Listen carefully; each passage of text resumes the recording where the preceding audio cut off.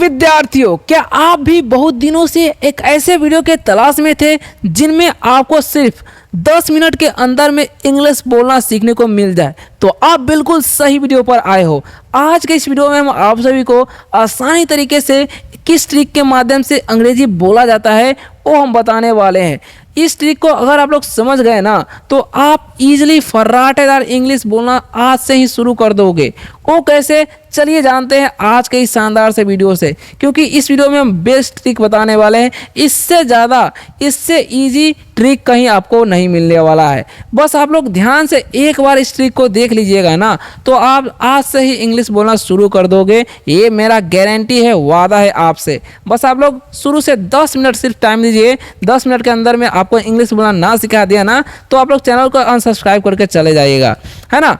तो चलिए शुरू करते हैं। आप लोग ध्यान से देखिए, यहाँ पर आप लोग देख सकते हो हमारा टॉपिक क्या है, मात्र 10 मिनट में इंग्लिश बोलना सीखे। हाँ जी स्टूडेंट्स, बिल्कुल आप लोगों को सही सुना है। आज के इस वीडियो में पूरा का पूरा टेंस ही आपको हम समझा देने वाले हैं एक ही वीडियो के माध्यम से, ठीक है। पूरा टेंस तो नहीं, लेकिन प्रेजेंट टेंस में जो है ना जितने भी सेंटेंसेस बोले जाते हैं वो सब कुछ हम बताने वाले हैं। जैसा कि आप लोग यहाँ पर देख पा रहे होंगे, वर्ब के कितने फॉर्म्स होते हैं? 5 फॉर्म्स होते हैं, ठीक है। उनमें से जितने भी फॉर्म्स होते हैं ना, उनमें जितने सेंटेंस बनाए जाते हैं वो सब कुछ बताएंगे, ठीक है।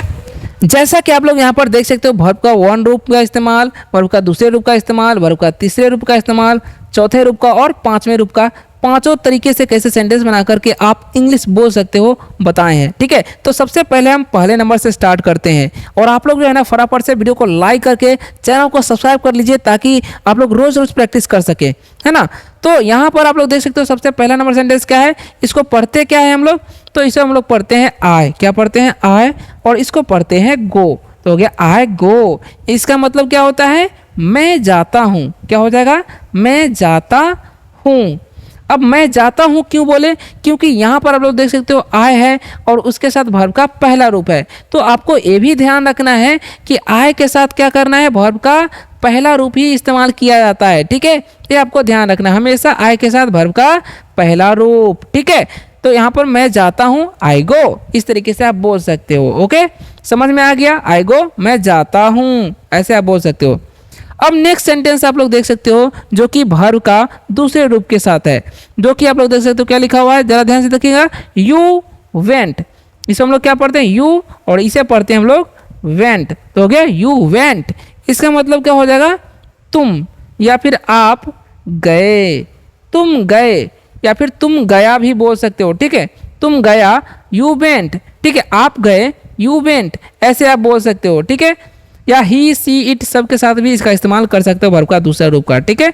तो ये भी आपको याद रखना। वह गया, ही वेंट भी बोल सकते हैं हम लोग। यहाँ पर सिर्फ यू की जगह पर ही लगा देंगे तो वह गया हो जाएगा। यहाँ पर अगर सी लगा देंगे तो सी वेंट, वह गई, ऐसा भी बोल सकते हो आप, ठीक है।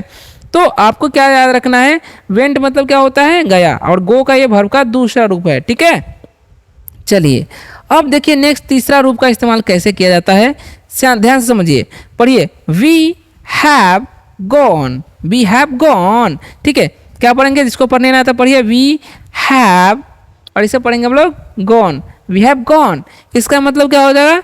हम लोग, या फिर हम लोग, या फिर हम। तो हम लोग गए हैं, हम लोग गए हैं। यानी कि कोई चीज़ नहीं होता है कि हम लोग पहले से जा चुके रहे होते हैं, या फिर हम लोग कर चुके हैं, या फिर हाल फिलहाल में कोई काम कर लिए। जैसे हम लोग जैसे अगर हमें बोलना होता है हम लोग खा चुके हैं तो बोलेंगे वी हैव ईटन। इसी तरीके से हम लोग गए हैं या फिर हम लोग जा चुके हैं, ऐसा भी बोल सकते हो। यहाँ पर हम लोग, यहाँ पर आप लोग लिख सकते हो जा चुके हैं, इस तरीके से भी आप लिख सकते हो, ठीक है। हम लोग खा चुके हैं, सॉरी, हम लोग जा चुके हैं, या फिर हम लोग गए हैं, इस तरीके से भी बोल सकते हो, ठीक है। तो वी के साथ जो है ना वर्ब का तीसरा रूप और हैव का इस्तेमाल करना है, ठीक है। वी के साथ हैव का ही इस्तेमाल किया जाता है। पुलर सब्जेक्ट जब भी रहेगा तो आपको याद रखना है हैव का इस्तेमाल करना, ठीक है। चलिए, तो तीसरा रूप भी समझ गए। अब चौथा रूप समझिए क्या है, पढ़िए। He is going. क्या पढ़ेंगे इसे हम लोग? ही, ठीक है, और इसे इज, और इसे गोइंग। तो क्या हो गया? He is going. इसका मतलब क्या हो जाएगा? वह, क्या हो जाएगा? वह जा रहा है, वह जा रहा है। ही इज गोइंग, वह जा रही है। सी इज गोइंग, यानी कि ही के जगह पर आप लोग चेंज करते रहिए और वर्ब का चौथा रूप लगाते रहिए। यानी कि वह जा रही है, सी इज गोइंग, ऐसा भी ये बोल सकते हो। ठीक है, यानी कि ही सी इट किसके के साथ भी जो है ना वर्ब का चौथा रूप लगता है। ठीक है, या फिर किसी भी सब्जेक्ट के साथ आप लगा सकते हो, प्लूरल सब्जेक्ट हो या फिर सिंगुलर सब्जेक्ट हो। तो यहाँ पर सिंगुलर सब्जेक्ट है ही, इसी के साथ वर्ब का चौथा रूप लगा हुआ है। ठीक है, तो आईएनजी लगा है ना, तो समझ जाइए कि रहा है, रही है, लगेगा ही लगेगा। जैसे में वह जा रहा है तो ही इज गोइंग आप लोग देख सकते हो। अगर यहाँ पर जाना रहता वे लोग जा रहे हैं तो दे आर गोइंग भी हम लोग लिख सकते थे।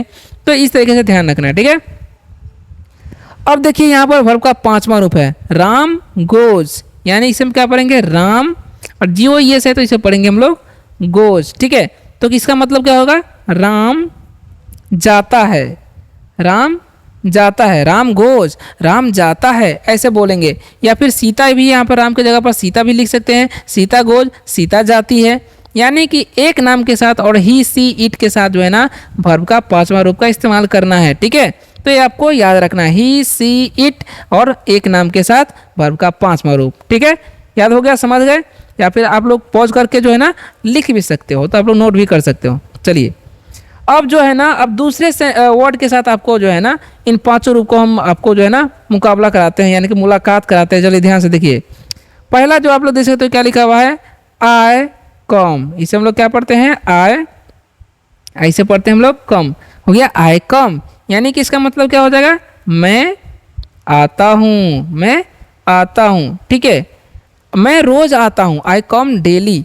अब इस तरीके से आप सेंटेंस को इंक्रीज भी कर सकते हो। ठीक है, यानी कि बढ़ा भी सकते हो, आई कम डेली, मैं रोज आता हूँ, ऐसे बोल सकते हो। तो आई के साथ वर्ब का पहला रूप यहाँ पर लगा है कि नहीं लगा है, तो इसी तरीके से आपको याद रखना है। ठीक है, अब देखिए यहाँ पर क्या है, नेक्स्ट सेंटेंस है यू केम, यू केम, यानी कि इसका मतलब क्या हो जाएगा, तुम आया या फिर तुम आए, ऐसे भी बोल सकते हो। ठीक है, तुम आया था, ऐसा भी बोल सकते हो। यू केम यानी कि तुम आए। अब यहाँ पर जो है ना केम क्या है, वर्ब का दूसरा रूप लगा हुआ है। ठीक है, क्या है, वर्ब का दूसरा रूप। ठीक है, कम मतलब आना, केम मतलब आया या फिर आए। ठीक है, इसलिए यू केम, तुम आए। ठीक है, तो you be he see it, इन सभी के साथ जो है ना वर्ब का दूसरा रूप लगा सकते हैं अगर बात पास्ट का हो रहा हो तो। अब चलिए नेक्स्ट क्या है, तो आप लोग देख पा रहे होंगे क्या लिखा, वी हैव कम, इसे हम क्या पढ़ेंगे वी।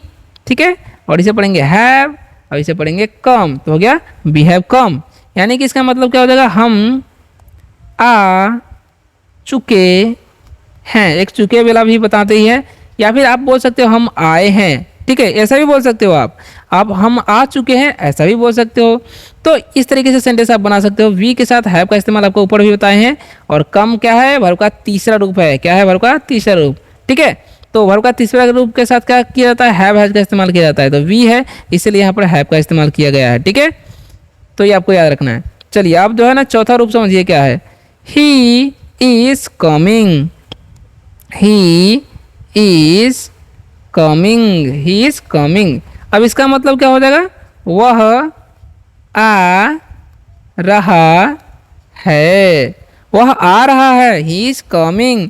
अगर आप लोग बोलना चाहते हो राम आ रहा है, सीता आ रहा है, तो ही के हटा करके यहाँ पर भी आप लगा सकते हो, राम इज कमिंग, राम आ रहा है, सीता इज कमिंग, सीता आ रही है, तो ऐसा भी बोल सकते हो। तो जब भी आईएनजी लगा रहे, ठीक है, तो हम समझेंगे वर्ब का चौथा रूप है और उसमें रहा है, रही है, लगेगा ही लगेगा। जैसा कि आप लोग यहाँ पर देख सकते हो वह आ रहा है। ठीक है, समझ गए? अब यहाँ पर देख सकते हो क्या लिखा हुआ है, राम कम्स, इसको क्या पढ़ेंगे, राम, और इसे पढ़ेंगे कम्स, यानी कि राम आता है, राम आता है। ठीक है, ठीक है, अगर आप बोलना चाहते हो सीता आती है, तो सीता कम्स भी आप बोल सकते हो, क्योंकि यहाँ पर दोनों सिंगुलर सब्जेक्ट है, और ही सी इट और एक नाम के साथ वर्ब का पांचवा रूप लगता है, जो कि आप लोग देख सकते हो एस लगा हुआ है। तो समझ में आ गया आपको? तो इसी तरीके से आपको भी इसका इस्तेमाल करके इंग्लिश बोलना है। ठीक है, अब एक और जो है ना वर्ब समझ लीजिए क्या लिखा हुआ है, आई ईट, इसे हम क्या पढ़ेंगे, आई, और इसे पढ़ेंगे ईट, यानी कि इसका मतलब क्या हो जाएगा, मैं खाता हूँ। ठीक है, बाकी बात जो भी समझना था ऊपर तो आपको समझा ही दिए। तो आई ईट, मैं खाता हूँ। अब यहाँ पर क्या लिखा हुआ है, यू एट, यू एट, ठीक है, सॉरी एट, यानी कि इसका मतलब क्या हो जाएगा, तुम खाया, या फिर तुम खाए भी आप बोल सकते हो। ठीक है, आप खाए भी बोल सकते हो। अब नेक्स्ट क्या है, आप लोग यहाँ पर देख सकते हो, लिखा हुआ है we have eaten, we have eaten, यानी कि इसका मतलब क्या हो जाएगा, हम खा चुके हैं, हम खा चुके हैं। ठीक है, ऐसा भी बोल सकते हो आप, या हम लोग खाए हैं।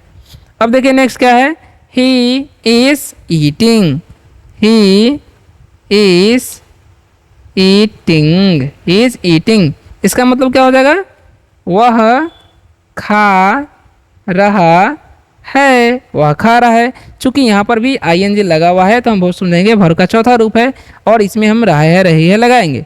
ठीक है, अब सेम उसी तरीके से है राम इट्स, इसे हम क्या पढ़ेंगे, राम, और इसे पढ़ेंगे इट्स, तो क्या हो जाएगा, राम खाता है। अब यहाँ पर भी भर का पांचवा रूप लगा क्योंकि यहाँ पर राम है, एक नाम है। ठीक है, तो यह भी आपको याद रखना है। तो आप सभी को वीडियो कैसा लगा कमेंट कर जरूर बताइएगा, और ऐसे ही रोज रोज इंग्लिश पढ़ना लिखना बोलना सीखना चाहते हो तो चैनल को सब्सक्राइब करके बेल आइकन जरूर दबा लीजिएगा। 10 मिनट का वीडियो 11 मिनट का हो गया, इसके लिए सॉरी, बट आप लोग को बहुत कुछ सीखने को भी मिल चुका है। ठीक है, अगर हम चाहे तो और भी लंबा वीडियो बना सकते थे इन सारे को समझा के, लेकिन हमें लगता है कि आप लोग को जो है बहुत सारा समझ में आ ही गया होगा। फिर भी कोई डाउट है तो कमेंट करके पूछ सकते हो, रिप्लाई अवश्य मिलेगा। और नेक्स्ट वीडियो 10 मिनट का या 15 मिनट का चाहते हो आप लोग, वो भी कमेंट करके बता सकते हो। ठीक है, तो मिलते हैं नेक्स्ट वीडियो में 10 मिनट प्रैक्टिस के साथ। तो चैनल को सब्सक्राइब करके बेल आइकन जरूर दबा लीजिएगा। ठीक है।